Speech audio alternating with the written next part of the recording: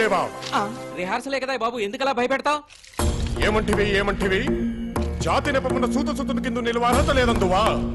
ఎంత మాట. ఇది క్షత్ర పరీక్ష గాని క్షత్రి పరీక్ష కాదే. కాకూడదు. ఇది కుల పరీక్ష అందువా? నీ తండ్రి భరద్వాజుని జననం పెట్టింది, అతి జుగుప్సాకరమైన నీ సంభవం పెట్టింది. మట్టి కుండలో పుట్టితివి కదా. నీది ఏ కులము? తింటే గారెలు తినాలి, వింటే ఎన్టీఓ డైలాగే వినాలి. ఇంత ఏలా అస్మత్ పితామహుడు కురుకుల వృద్ధుడైన ఈ శాంతనవుడు శివసముద్రుల భార్యకు గంగా గర్భమున జనించలేదా? ఈయనదే కులము. నాతో చెప్పిద్దువేమయ్యా? మా వంశమునకు మూల పురుషుడైన వశిష్ఠుడు దేవవేశయ్యకు ఊరుచిపుత్రుడు కాడా?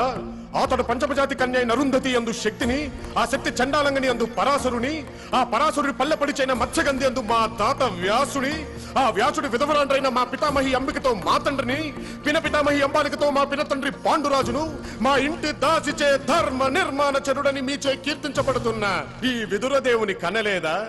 ఈయనదే కులము.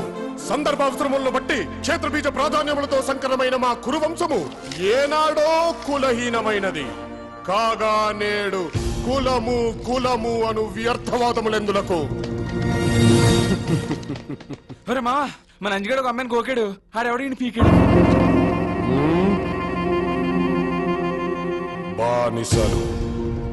బానిసలకు ఎంత మదమా!